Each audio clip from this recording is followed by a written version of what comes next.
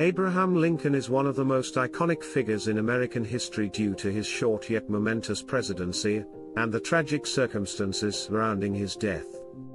In this video, we have gathered 25 aspects of his life that will surely surprise you. Get ready to learn fascinating facts about this famous figure.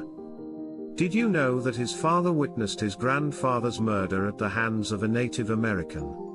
Did you know that Lincoln is the only US president to have obtained a patent for an invention? Did you know that his future assassin appeared in the same photograph of his inauguration, the first ever taken of a US president? Did you know that his brothers-in-law fought against him during the Civil War? Did you know that his bodyguard and his assassin lived in the same boarding house on the night of his assassination? But before we dive deep into these facts, don't forget to subscribe to our channel and turn on notifications to stay up to date with our latest videos. Number 1. His grandfather was killed by Native Americans. Captain Abraham Lincoln, the paternal grandfather of the president, moved with his family to Kentucky in 1781 to work on a disputed plot of over 2,200 hectares of land. On May 19, 1876, while working in his cornfield with his three sons, Mordecai, Josiah, and Thomas, he was shot and killed. Mordecai and Josiah ran for help, but 8-year-old Thomas, the future father of the most famous member of the family, was left paralyzed in front of his dead father. Number 2. His father was almost killed by the Native American who murdered his grandfather. If events had unfolded differently on May 19, 1876, Abraham Lincoln may never have been born. When Captain Abraham Lincoln was shot in his Kentucky cornfield, an Indian emerged from the nearby woods to check if he had fulfilled his objective. The Indian was about to take care of the paralyzed boy when Mordecai Lincoln killed him, preventing him from murdering or kidnapping his brother Thomas, the future father of Abraham Lincoln. Number 3. He was born in the Wild West. Abraham Lincoln was born on February 12, 1809, in a log cabin on a farm near Hodgenville, Kentucky, which was considered the Wild West at that time. His father, Thomas Lincoln, and his mother, Nancy Hanks, were among the tens of thousands of pioneers who made the journey from the east to the west in search of a better life. At the time, Thomas was 28 years old, and Nancy was 22. They got married on June 12, 1806, and a year later, their daughter Sarah was born. In 1809, Abraham was born. Number 4. He traded goods on a log raft. Growing up in a Baptist family, Abraham Lincoln frequently referenced God as the Father and the Almighty in his speeches, even though he never explicitly professed any religion. When Abraham was 16, the Lincoln family was living in Indiana, and a local merchant hired him to accompany his son on a trip to New Orleans to trade goods. The two young men traded in riverside communities as they floated down the river on a log raft and even had to fend off an attacking gang. Number 5 served in the Black Hawk War, although he never saw combat. Abraham Lincoln served in the Black Hawk War as a captain when he was 23 years old. This war erupted in 1832 between the U.S. Army and a coalition of Native American tribes led by Chief Black Hawk.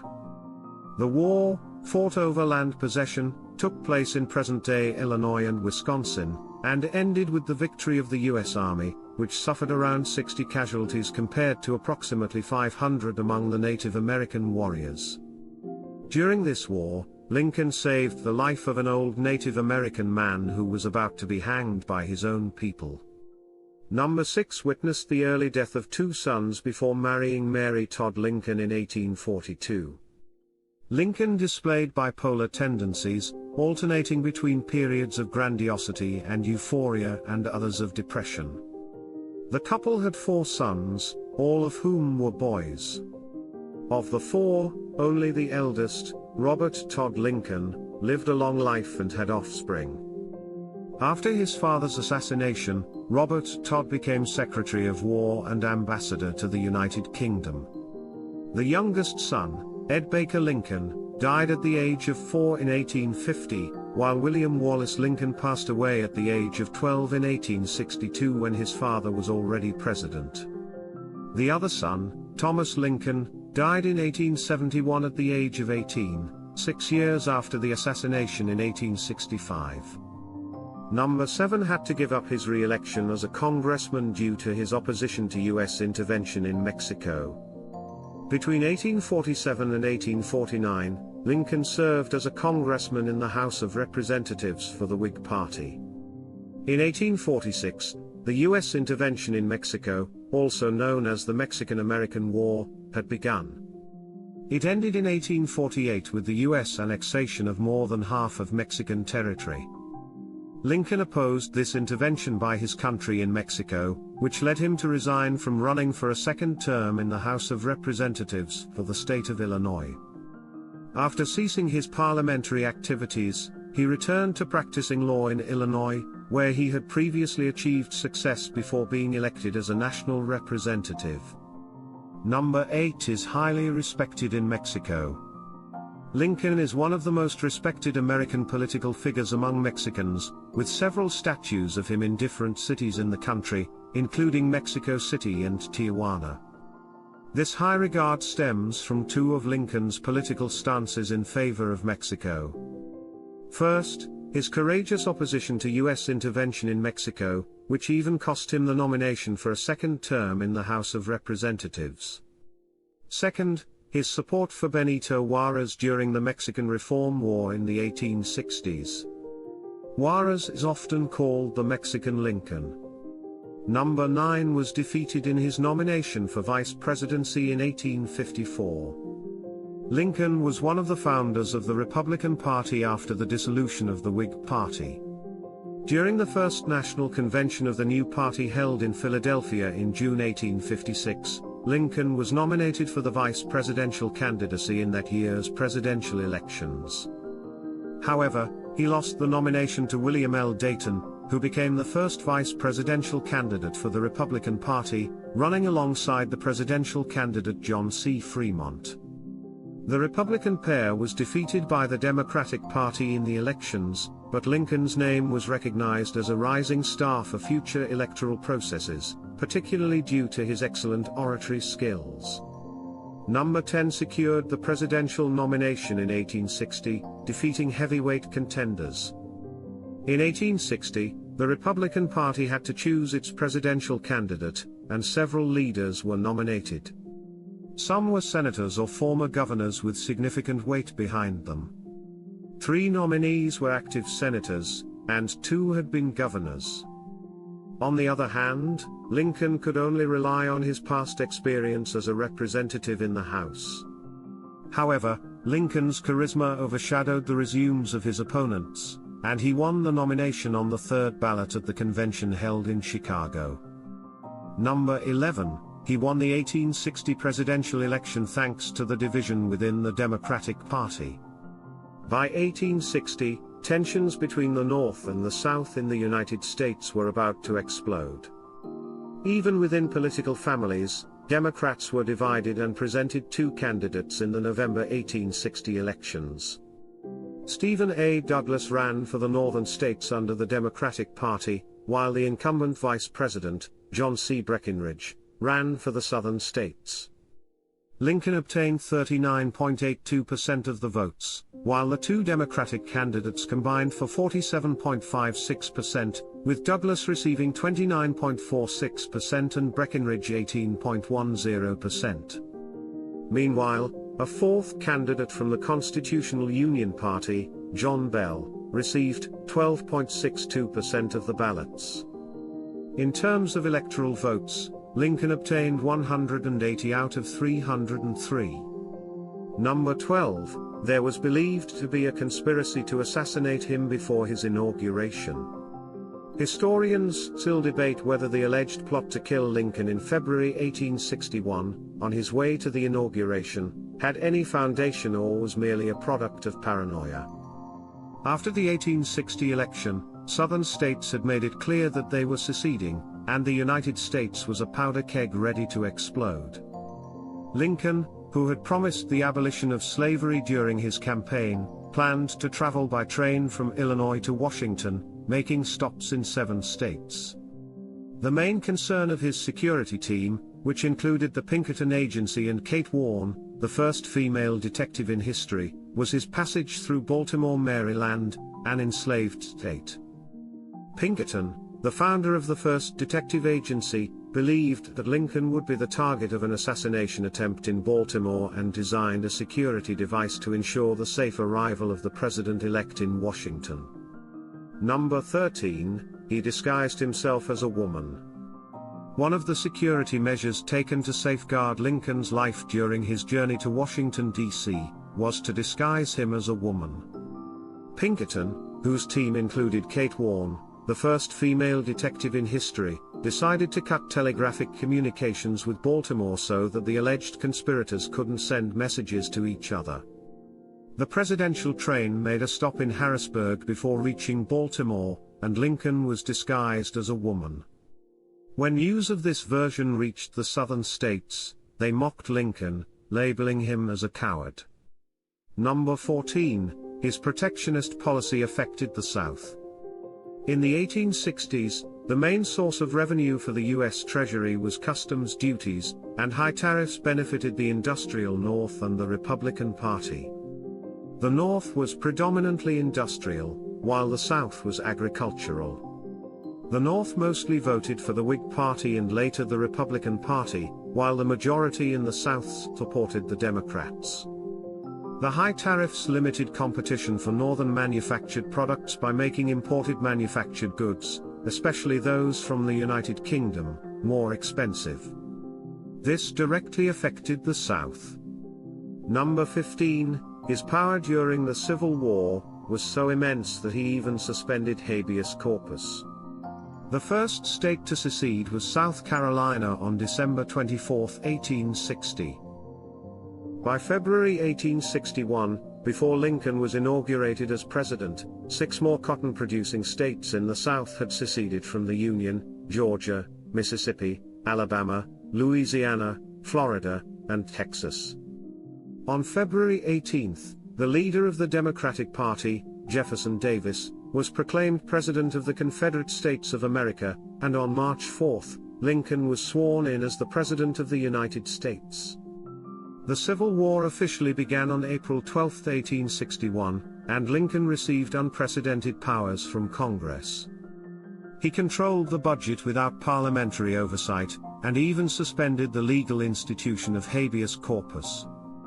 Number 16, he used his war powers to proclaim the emancipation of slaves. On January 1, 1863, Lincoln signed Executive Order 95, also known as the Emancipation Proclamation, which changed the legal status of over 3.5 million enslaved African Americans in the United States. According to this statute, any slave who escaped from a slave state in the South to a non-slave state in the North automatically gained freedom. Similarly, all slaves residing in the conquered areas of the South, taken by the North, were automatically freed. Number 17, he faced little opposition in winning the re-election. The year 1864 presented an unprecedented situation for the United States, as it had to hold a presidential election in the midst of the Civil War. At the Republican convention held in Baltimore, Lincoln overwhelmingly won the nomination for re-election, receiving only 22 votes against him. These 22 votes were for General Ulysses S. Grant, a great commander of the Union Army, who wasn't even running for office nor had authorized his nomination as a candidate. Number 18, he won 91% of the Electoral College with 55% of the popular vote. Due to the unique electoral system of the United States, the presidential elections in November 1864 were defined as a resounding victory for Lincoln in the Electoral College, despite a much narrower result in the popular vote. With the Democratic Party in crisis, their presidential candidate, General George McClellan, received 45% of the votes, while Lincoln secured 55%. However, Lincoln won in 23 states, with McClellan only winning in 2, giving the president over 90% of the electoral votes. Number 19, he was assassinated while attending a musical comedy. Lincoln began his second term on March 4, 1865, and the Civil War practically ended on April 9 with the surrender of Confederate General Robert E. Lee in Virginia. On the night of Friday, April 14, the president, accompanied by his wife, attended a performance of the musical comedy Our American Cousin at Ford's Theater in Washington. As he sat in his box seat, a man appeared behind him and shot a single bullet into his head while shouting in Latin, Sic semper tyrannis, which means thus always to tyrants. The assassin was John Wilkes Booth, an actor and sympathizer of the South. Number 20, he agonized for 9 hours. After being shot, Lincoln was attended to by a young doctor named Charles Leal, who happened to be in the theater. The president was transported to the house of William Peterson across the street, where he fell into a coma. Abraham Lincoln died at 7 a.m. on April 15, 1865, after a 9-hour agony in which he never regained consciousness. Number 21, Abraham Lincoln's funeral procession. It was a grand spectacle that captivated the nation. After multiple funeral ceremonies in Washington, D.C., Lincoln's coffin was placed on a train for a somber funeral procession spanning over 2,600 kilometers to Springfield, Illinois, the designated place of burial. On April 21, the procession departed from Washington, with over 10,000 people lining the streets to catch a glimpse. The train moved at a solemn pace, never exceeding 20 kilometers per hour. Along the way, there were stops in major cities of the 7 states it passed through. The procession resembled the one Lincoln himself had taken for his first presidential inauguration. Number 22, the gruesome heist that almost happened. In a daring and audacious plan, a Chicago gangster named James Vitima plotted to steal Abraham Lincoln's body. Vitima, known for his counterfeit money operation, had recently suffered a setback when his most skilled engraver, Benjamin Void, was sentenced to 10 years in prison. Desperate to free Void and secure a hefty sum of $200,000, equivalent to over $5 million today, Vitima set his sights on stealing Lincoln's corpse. However, his wild plan unraveled when 2 men he hired for the operation tipped off the authorities. Number 23, Lincoln's remarkably preserved corpse. 36 years after his death, Abraham Lincoln's body remained remarkably intact. In 1901, Robert Todd Lincoln, the only surviving son of Abraham Lincoln, decided to transfer his father's remains to a new crypt to ensure their preservation. When the coffin was opened, those present were astonished to find Lincoln's body in such a well-preserved state. His face was perfectly recognizable, and his beard, hair, and moles were all intact. It is believed that Lincoln's body had undergone several interventions during the funeral procession train, resulting in a near-perfect mummification. Number 24, the restless journey of Lincoln's remains. Abraham Lincoln's final resting place was anything but peaceful during the first 36 years after his death.